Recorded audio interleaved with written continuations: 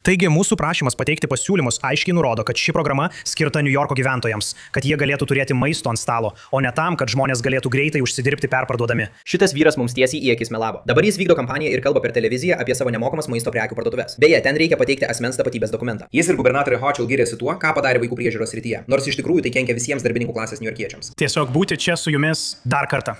Stovi prieš jūs kaip pirmasis musulmonas meras mūsų miesto istorijoje. Ir šiais metais tai yra pirmoji penktadienio malda, kurioje dalyvauju eidamas šias naujas pareigas. Šokiruojantis posūkis tas, kad žmonės supranta, kad islamistas, socialistas, meras Mamdanis, kurį jie išrinko Niujorke, iš tikrųjų nesistengia pagerinti jų gyvenimo, bet priešingai siekia jį šiek tiek pabloginti. Ir jei negirdėjote, jis paskelbė neįtikėtiną iniciatyvą. Iniciatyvą, kuri turėtų gerokai sumažinti kainas prekybos centruose, nes pragyvenimo kaina yra tokia didelė. Išskyrus tai, kad ekonominė šios idėjos pusė neveikia ir paskelbtas pranešimas, kuris turėjo ją lydėti. Vaikinai, visi, kurie balsavo už šį vyrą, buvo kvailiai. Ir jie pradeda tai suprasti. Vis daugėja vaizdo įrašų, kuriuose demokratai balsavę už jį sako: manau, kad turiu pereiti prie respublikonų, nes šis vyras yra psichas. Taigi štai jis su savo itin jaudinančiu pranešimu.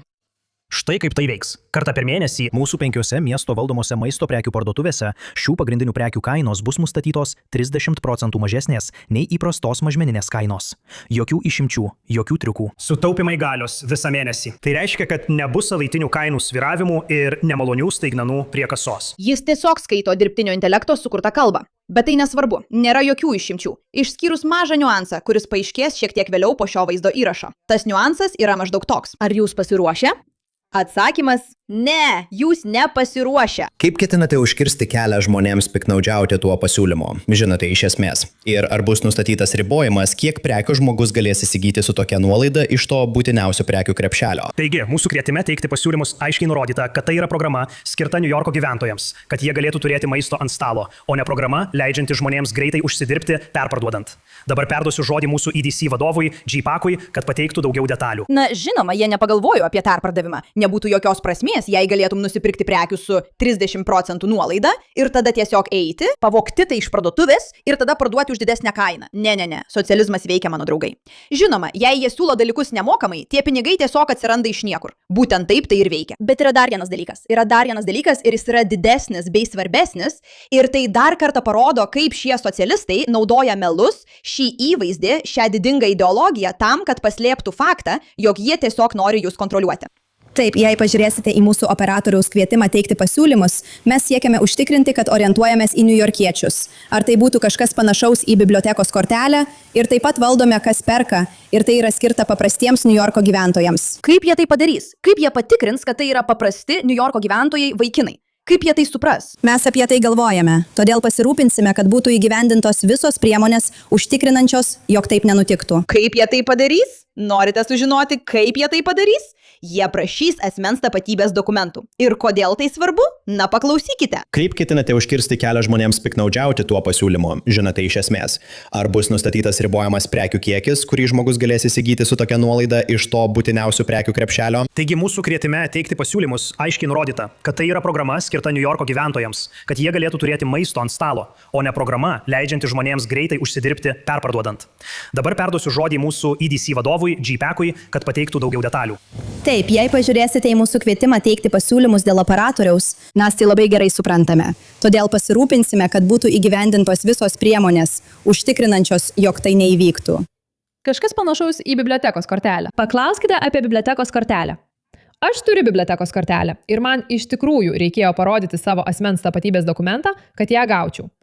Tai nėra labai įtraukų, mama Doni. Bet pagalvok apie tai akimirką. Tai ta pati politinis judėjimas, kuri metų metus rėkė, kad rinkėjo tapatybės patikrinimas yra rasistinis. Mokestis už teisę balsuoti. Išpolis prieš demokratiją. Žmonės, kurie puolė mūsų partiją, norėdami užtikrinti, kad tam tikri dalykai būtų tik amerikiečiams arba tik amerikiečiams, dabar sako, kad reikalavimas parodyti ID tai yra sveiko proto dalykas. Staiga turime įsitikinti, kad žmonės iš New Jersey ar Connecticuto nepasinaudoja tuo. Jie tikrins jūsų dokumentus, kad galėtumėte nusipirkti pieno.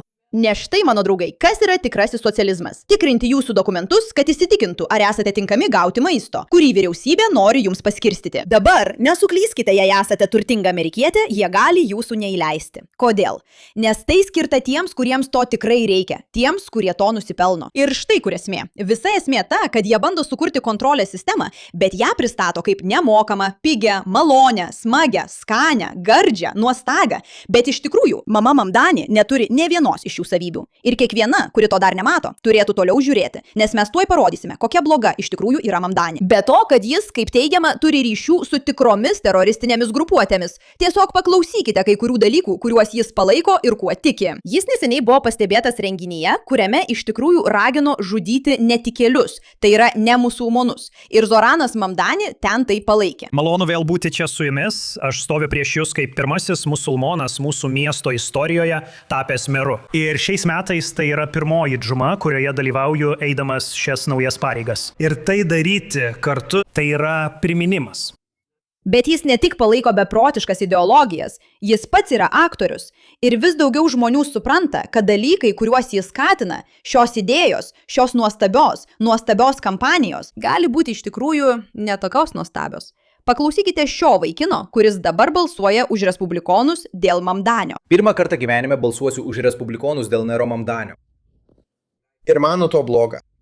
Matote, kad niujorkietis buvo labai susijaudinęs dėl nemokamos vaikų priežiūros, kurią jie ketino pasiūlyti darbo klasės piliečiams. Mamdanis mums pažadėjo, kad jei kaip darbo klasės žmogus atitinki reikalavimus, galėsi gauti vaikų priežiūrą savo vaikams. Šiuo atveju aš būčiau tinkamas, nes uždirbu apie $100 000. Nežinau, gal čia mano kaltė, kad tikėjau socializmu, bet šitas vyrukas melavo mums tiesiai į akis. Dabar jis vykdo kampaniją ir kalba per televiziją apie savo nemokamas maisto prekių parduotuves, bet beje, ten reikia asmens tapatybės dokumento. Jis ir gubernatorė Hochul giriasi tuo, ką padarė vaikų priežiūrai, nors iš tikrųjų tai kenkia visiems darbo klasės New Yorko gyventojams. Matote, nors iš pradžių tai buvo skirta žmonėms, kurie turėjo dirbti daugiau nei 10 valandų per savaitę ir uždirbti daugiau nei $17 per valandą, jis visus miesto pinigus išleido politiniam žargonu. Šios miesto valdomos maisto prekių parduotuvės, kurios sunaikins vietinius smulkius verslus ir imigrantų parduotuvėlės, miestui kainavo tiek daug lėšų, kad dabar nebeliko pakankamai pinigų vaikų. Taigi, New Yorkas nebegali pasiūlyti vaikams. Vaikinai, nėra tokio dalyko kaip nemokami pinigai.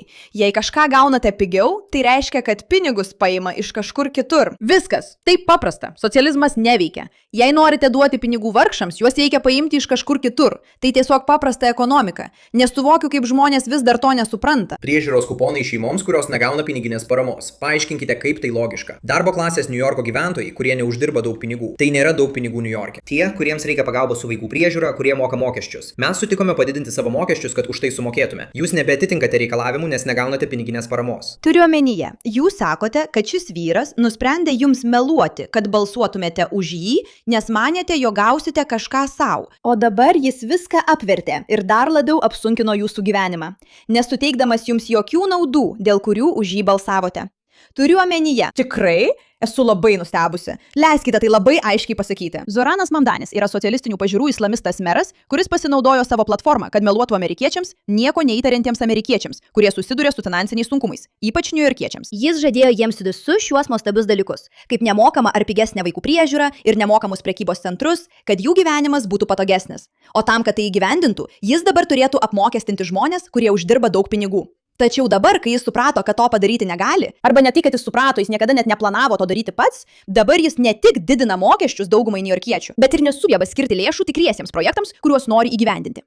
Taigi dabar ne tik turite didesnius mokesčius, bet ir negaunate jokių norimų subsidijų. Ir jūs gaunate prekybos centrus su asmens tapatybės kontrolė, kad jie galėtų sekti kiekvieną jūsų žingsnį, ką socializmas, žinoma, labai mėgsta daryti. Jie nori užtikrinti, kad kontroliuotų jūsų maistą, kad būtumėte visiškai nuo jų priklausomi. Ne veltui yra žmonių, kurie balsavo už Zoraną Mamdanį, merą islamistą, kuris neseniai buvo pastebėtas renginyje švenčiančiame netikinčiųjų mirtį. Tai yra netikinčiuosius, yra žmogus, kuris meluoja. Jis yra aktorius ir vis daugiau žmonių, kurie už jį balsavo, pradeda suprasti, kad niekas iš to, ką jis žadėjo, nebuvo tiesa. Visa tai buvo tik fasadas, kad patektų į valdžią. O dabar, kai jis valdžioje, tai tampa problema. Tiesiog paklausykite, ką apie tai sako Scottas Galloway'us. Ir paviešino mano asmens duomenis. Paviešino tavo asmens duomenis. Taip, paviešino. Papasakok man. Taigi, nežinau ar girdėjai, bet meras Mamdanis nusprendė paskelbti 950 000 gyvenamųjų vietų sąrašą su adresais ir vardais, kurie gali būti tinkami jo Pieta Terra Tech programai. Gerai, taigi jis nori apmokestinti turtinguosius, bet ne tik nusprendė juos apmokestinti, jis taip pat paviešino jų vardus, kad visuomenė galėtų juos persekioti su visu įkarščiu, nes jie nekenčia turtingųjų, Ir tiesa ta, kad žmonės, kurie nekenčia turtingųjų, tai tiesiog todėl, kad jie pavydi, jog patys nėra turtingi ir nori gyventi patogiai bei saugiai. Ir kai Zoranas Mamdanis ateina ir sako, nesijaudinkite, tuos žmonės, kurių jūs nekenčiate, mes atimsime jų pinigus ir palengvinsime jūsų gyvenimą. Žmonės sako, taip, tai nuostabu. Kol jiems nepradeda viešinti asmens duomenų, kol iš jų neatimamos tos pašalpos, nes atspėkite ką, socialistinės vyriausybės iš tikrųjų nenori jumis rūpintis. Jie tiesiog naudojasi jūsų kvailumu, jūsų naudingu kvailumu, kad išrinktumėte juos į valdžią ir jie galėtų ją išlaikyti. O dabar Skotas galvoje jūs gailisi, kad balsavo už šį vyrą, nors pats buvo už turtingųjų apmokestinimą, nes dabar jo vardas viešai paskelbtas ir viešina jo asmens duomenis tie patys žmonės, kurių dalimi jis teigia esąs. Aš pasisakiau už šį mokestį. Tai yra apibrėžimas. Jis paėmė teisėtą mokesčių pajamų šaltinį ir pavertė jį ieškomo asmens plakatu. Būtent taip šie žmonės ir elgėsi. Bet dar kartą prisiminkite, Zoro Mamdanis visada buvo aktorius, jis visada melavo. Tiesiog pažiūrėkite šį vaizdo įrašą, gerai? Tai yra Zoranas Mamdanis, jis kandidatuoja į Niujorko mero postą. Štai kaip jis paprastai kalba. Šį vakarą susirinkame turtingiausiame mieste, turtingiausioje šalyje per visą pasaulio istoriją. Tačiau interviu Pietų Afrikoje jis skambėjo šiek tiek kitaip. Aš iš tikrųjų sukūriau grojaraštį Mirai, kuri beje yra mano mama. Žinote, nepotizmas ir sunkus darbas daug ką lemia. O interviu su turkų amerikiečių tinklalaide Mamdane vėl skambėjo kitaip. Būsiu atviras su tavimi, broli Mansūrai.